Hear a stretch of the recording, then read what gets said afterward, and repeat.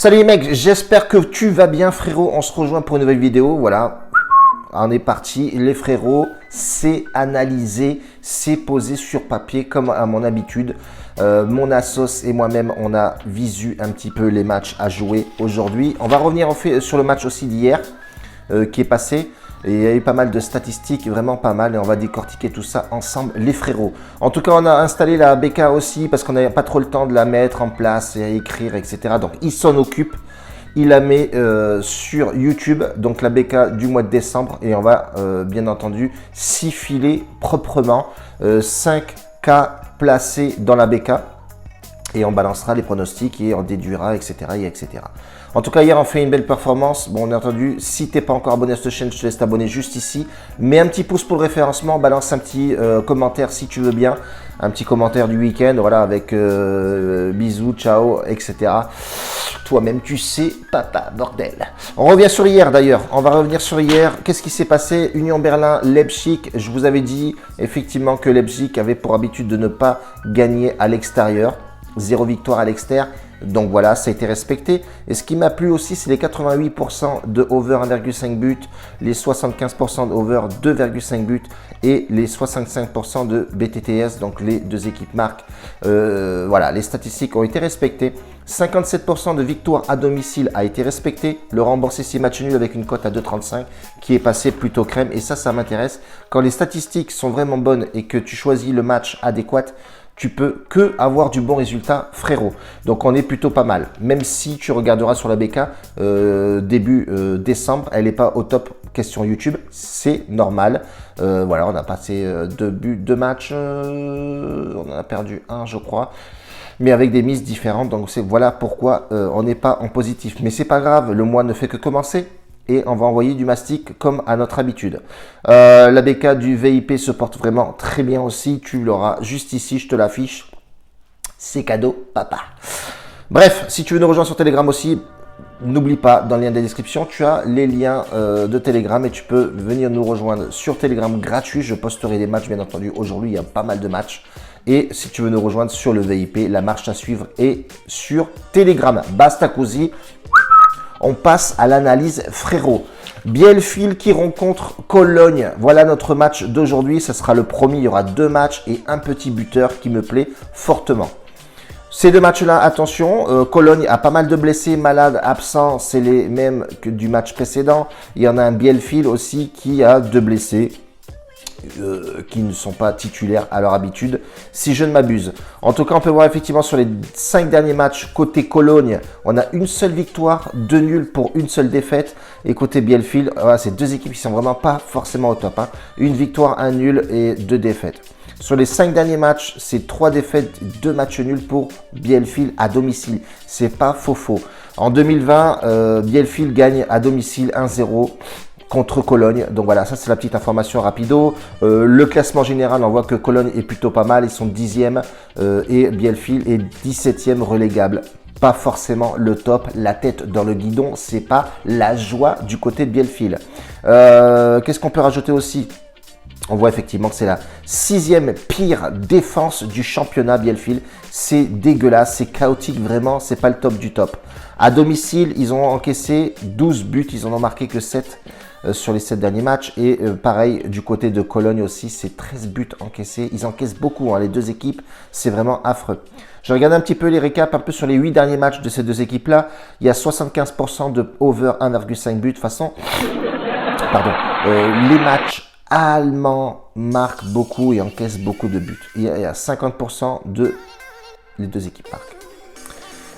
Donc voilà, ça c'est plutôt une bonne information. Après, que ce soit à domicile ou à l'extérieur, ces équipes-là n'ont jamais gagné depuis le début de saison. Donc ça c'est plutôt pas mal. À l'extérieur, ça encaisse 2,17 buts. Ils encaissent énormément de buts, Cologne, c'est incroyable. Et à domicile, ils encaissent 1,71 buts par match. Ce qui est vraiment pas mal du tout. Surtout, nous, on va s'orienter sur un over aujourd'hui. À domicile, Bielefeld gagne 57% de ses matchs et on peut voir effectivement que Cologne gagne, marque 67% de ses matchs à l'extérieur. Donc voilà, ça c'est plutôt pas mal et surtout ils ont un goleador qui est plutôt pas mal et bien classé dans les buteurs. Ça va être notre ami Modeste. Donc on part sur un over 3 buts, c'est-à-dire que s'il y a 3 buts, tu es remboursé. Et s'il y a 3,5 buts, ton pari est gagnant. La cote est à 2,25, elle est plutôt raisonnable. 25 boules de mise de placer dessus, c'est ce que j'ai mis ici même, entouré là. Donc on partira comme ça sur le premier match, les frérots. Et si tu veux éventuellement te mettre une petite pépite, un petit billet vite fait sur Modeste buteur. Mais moi les buteurs à l'extérieur, je les kiffe pas trop. Donc voilà, si tu veux le mettre à toi bon, vas-y frérot, fonce.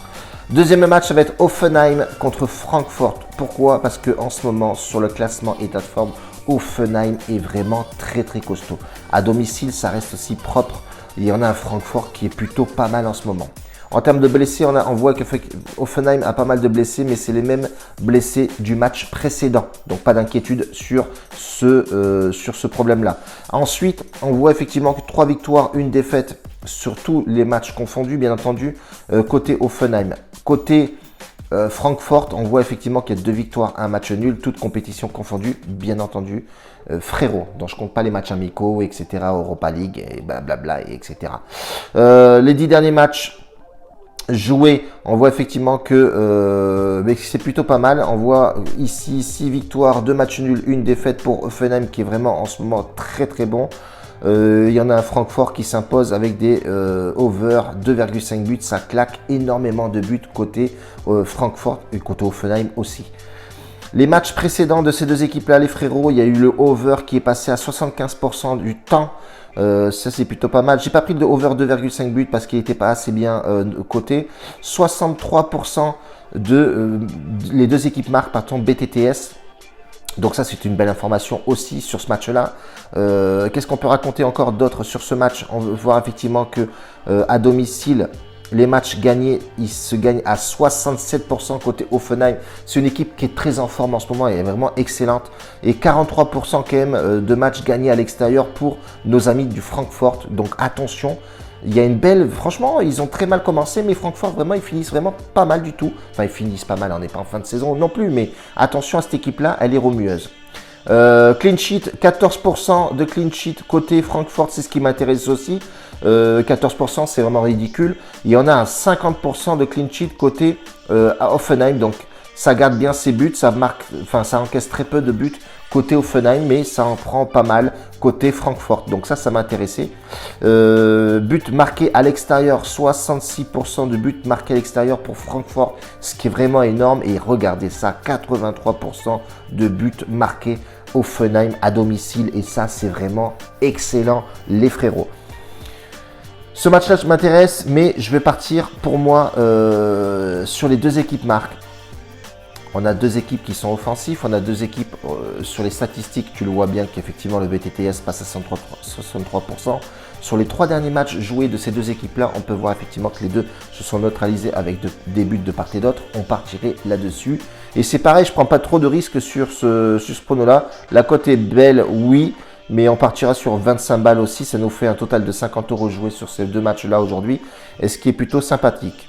On va rester là dessus, les frérots. J'ai un buteur extra pour vous les gars, c'est Bayer Leverkusen qui joue à domicile. Je vous en parlais en début de vidéo, j'aime bien jouer les buteurs à domicile. Et c'est Patrick Schick qui est vraiment excellent en ce moment, meilleur buteur de son équipe avec bien entendu Diaby qui est excellent aussi. Mais Patrick Schick, c'est l'attaquant pur et dur. Côté à 1,82, moi elle est plutôt pas mal et je balancerai 1% de la BK sur ce buteur là, les frérots. On va rester comme ça pour aujourd'hui, la vidéo est belle, on va rester positif, je l'espère, sur ces deux matchs-là. N'oublie pas qu'on balance des pronostics sur Telegram, donc je t'invite fortement à venir sur Telegram. Le VIP est ouvert avec une promo sur 3 mois, 20 balles, frérot, c'est donné, c'est cadeau. Donc je t'invite fortement à venir nous rejoindre et encaisser du lourd. Hier, on fait 3 pronostics, on fait 2 sur 3 avec des belles cotes et on enchaîne sur des victoires et c'est le plus important. Bacio a tutti, grazie mille, ciao la bise, bordel.